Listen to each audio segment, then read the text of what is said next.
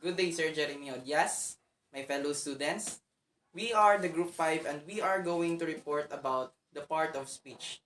The first part of speech is to be discussed by Mr. Gerard Lumogdang. Go. Parts of speech. Noun. It is used to indicate names of a person, place, or things. These are the rules of noun. Rule number 1. Some nouns are always singular. These are uncountable nouns. Article a or an are not used with these nouns. These nouns are machinery, work, wood, traffic, electricity, scenery, poetry, furniture, advice, luggage, and etc. Example, he gave me information. Felicity transported her furniture by a truck. Viljun has a good knowledge of grammar. Rule number 2. Some nouns are always in plural form. They don't have singular form. Plural verb is used with them. These nouns are cattle, assets, alms, police, amends, annals, archives, ashes, arrears, and etc. Example, cattle are not allowed to enter the ground. These pants are good. These poultry are mine. Rule number 3. Some nouns have the same form in singular as well as in plural form. These nouns are sheep, fish, crew, family, team, crop, pike, trout, deer, aircraft, and etc. Example, a deer is grazing in the field. Deer are grazing in the field. Sparrow is now a rare species. There are many species of cow. Rule number 4. Noun express number like hundreds, dozen, score, etc. are used in singular with numerical adjective. These nouns are hundreds, pair, score, stone, dozen, thousand, million, billion, gross, etc. Examples, Gourds bought 4 dozen apples. Felicity got 500 rupees. Viljun has 2 pairs of sandals. Rule number 5. Plural noun is used after one of, neither of, either of, and each of. Example, one of my friend is an engineer. Either of the will come. Neither of the student has failed. Rule number 6. Some nouns look plural but have singular meaning. Singular verb is used with them. These nouns are summons, news, politics, physics, economics, mechanics, mathematics, missiles, and etc. Example, I have a good news. Economics is my favorite subject. It was a good inning by India. Rule number 7. Some nouns look singular but have plural meaning. Plural verb is used with them. These nouns are infantry, children, cattle, cavalry, poultry, peasantry, gentry, police, clergy, and etc. Example, children are playing in the ground. Cattle are not allowed to enter the ground. Police are coming. And the next report will be given to us by Felicity Jean Jalapon.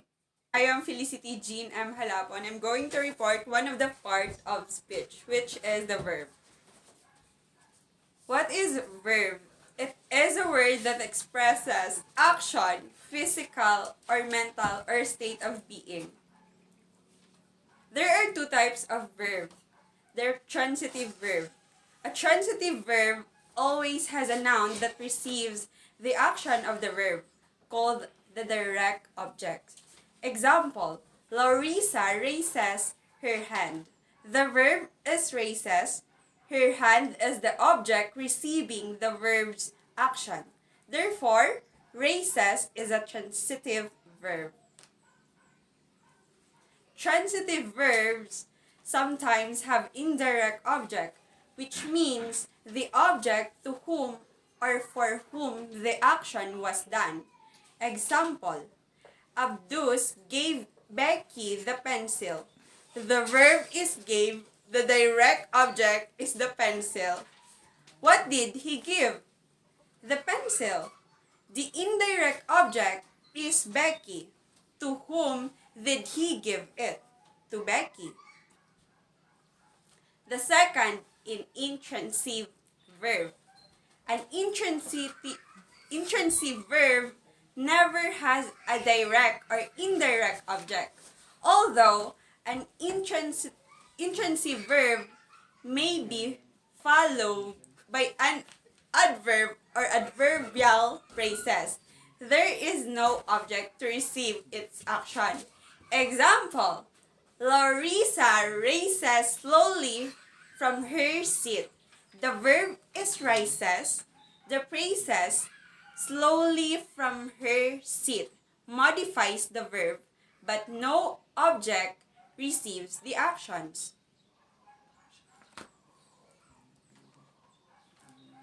The next part of speech is going to report by Vonn, Honrejas. Hello, my name is Vonn Honrejas, and this is my report. Adverb. A word that modifies a verb, an adjective, or another adverb.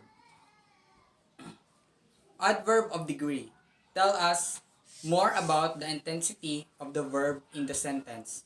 In other words, they describe how much or to what degree. They can be categorized as low degree, medium degree, and high degree. Adverb of degree can also modify adjective and other adverb and are placed before the word they modify.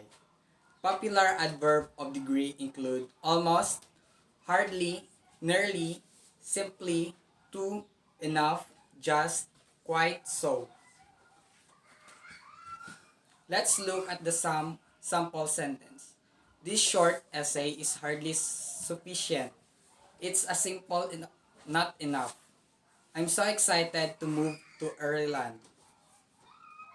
Adverb of frequency. Let us know how often the verb occurs. Therefore, they mostly modify verbs. These adverbs tends to appear right before the main verb in the sentence. Popular adverb in this category include against, always, never, normally. Here they are in action. I always read a book before bed. Does he normally walk his dog at this time? She usually shops at the Korean market in town. Adverb of manner. Tell us how or in what manner something was carried out. They mostly modify verb and can often be found at the end of the clause. This category comprises the most common adverb, the ones and endly in ly. Here are some examples of adverbs of manner. Beautifully, generally, happily, neatly, efficiently. Here are some example sentences. He trimmed the white roses neatly. I combed my dog's fur carefully because it had lots of tangles. There's no reason why you can't discuss the topic with calmly. Adverb of place. Tell us more about where the verb took place. These tend to pop up after the main verb or direct object of the sentence. Here are some common adverb of place. Above, below, everywhere, here, in. Let's take a look at them in action. In Ireland, there are thatched roof cottage everywhere. Clearly, There are not any leprechauns here. I was a beguiled I dropped into a ditch. Adverb of time. Details. When the verb took place, we usually see this kind of adverb placed at the beginning of or end of sentence. Adverb of time include annually, daily, monthly, recently, tomorrow. Here they are at work. Lately, you've been rude at anyone around. They recently relocate at Santa Ana Fee. The morning newspaper arrives daily. So, the next reporter will discuss about the adjectives. Hi, my name is Alfredo Gordello. I'm going to report parts of speech adjectives. It is a word that modifies or describes nouns and pronouns, delimited or make clearer the meaning of the noun or pronoun. There are 9 classes of adjective. First is descriptive adjective, a word which describes noun and pronouns. Most of the adjectives belong in this type. These adjectives provide information, attribute to the nouns with the pronouns they modify or describe. Descriptive adjectives are also called qualitative adjectives. Participles are also included in this type of adjectives when they modify noun. Example, I have a fast car. The word fast is describing an attribute of the car. Next example, I am hungry. The word hungry is providing information about the subject. The hungry cats are crying. I saw a flying eagle. And the second is quantitative adjective. Provides information about the quantity of the nouns with pronouns. This type belongs to the question category of how much and how many. Example, I have a banks in my wallet. How much? They have 3 children. How many? You should have completed the whole task. How much? Third, proper adjective are the adjective for form of proper noun. When proper noun modify or describe other noun, pronoun, they become proper adjectives. Proper means specific rather than formal or polite. Example, American cars are very strong. Chinese people are hard workers. I love KFC burgers. The fourth is demonstrative adjective. Directly refers to something or someone. Demonstrative adjectives include the words this, that, these, those. A demonstrative pronouns works alone and does not beside a noun. But a demonstrative adjective always comes before the words it modifies. If possessive adjective indicates position or ownership, it suggests the belongings of something to someone, with something. Some of the most used possessive adjectives are my, his, her, our, their, your. Example, my car is parked outside. His cat very cute. Our job is almost done.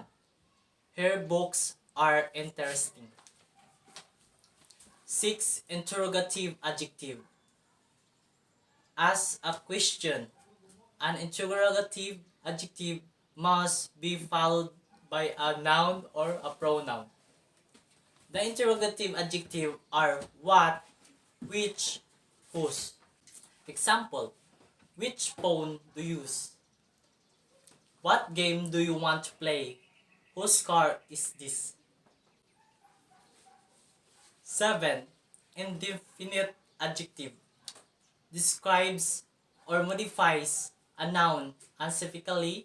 They provide indefinite, unspecific information about the noun. The common indefinite adjectives are few, many, much, most, all, any, each, every, either, nobody, several, some, etc.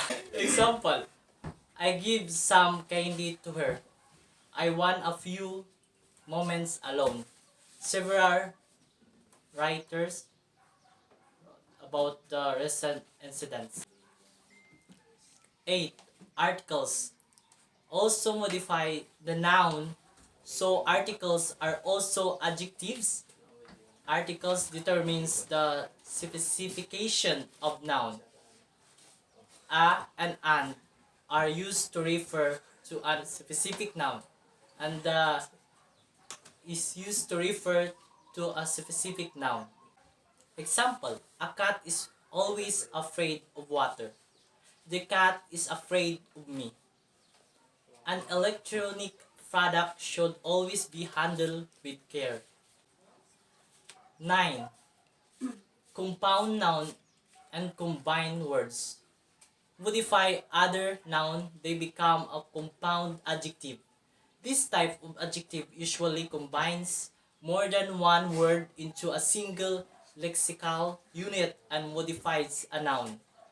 They are often separated by a hyphen or joined together by a question mark. I have a broken down sofa. I saw a 6-foot long snake. And that there are 3 degree of adjective. First is positive degree, and second is comparative degree, and the third is superlative degree. And the next reporter to be led to us by Viljun Limos. And now I'm back. Again, I am Viljun Limos, and my report is all about preposition. Preposition, it is a word used to link nouns, pronouns, or phrases to other words within a sentence. Prepositions are usually short words, and they are normally placed directly in front of nouns. In some cases, you'll find prepositions in front of verbs. Examples of preposition. I prefer to read in the library. He climbed up the ladder to get onto the roof. Please sign your name on the dotted line after you read the contract. Go down the stairs and through the door. He swam across the pool. Take your brother with you. Types of preposition. There are 3 types of preposition. The first is preposition of time. Basic example of time preposition include at, on, in, before, and after. They are used to help indicate when something happens, or will happen. It can get a little confusing though, as many different preposition can be used. For example, I was born on November 10, 1982. I was born in 1982.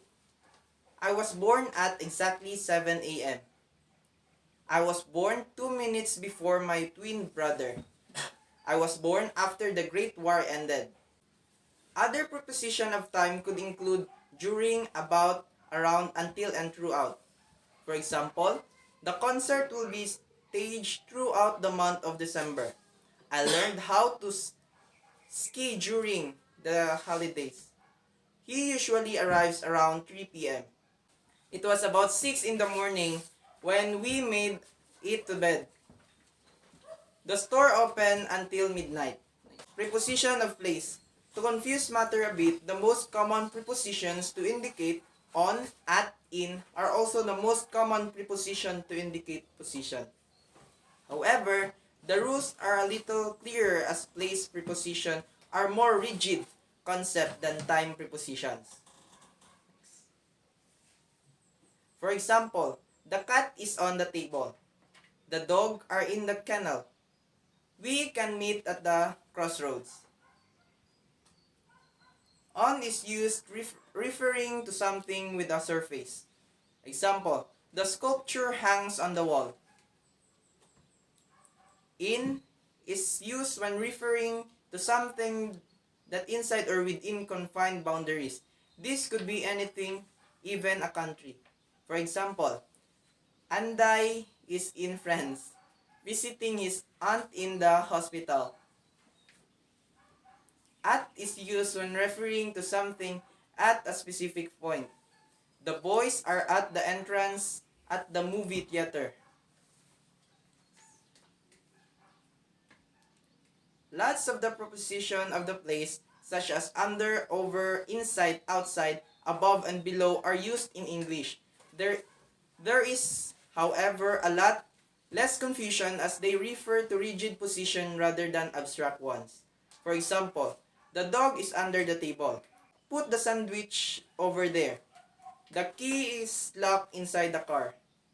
They step outside the house. Major is ranked above corporal. He is waving at you from below the stairs.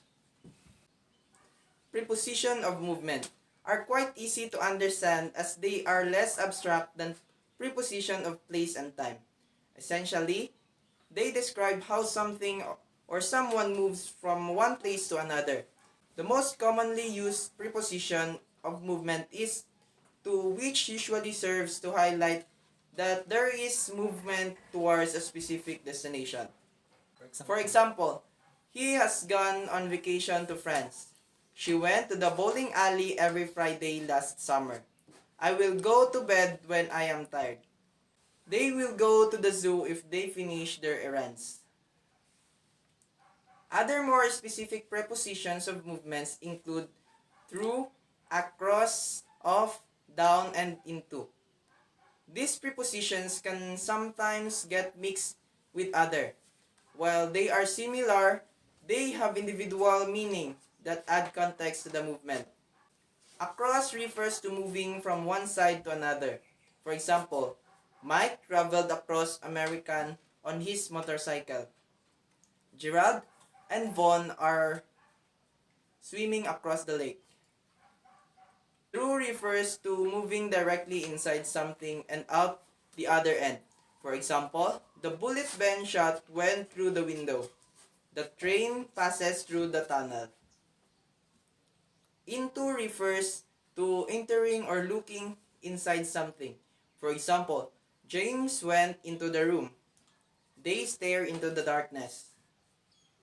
Up, over, down, past, and around indicate direction of movement.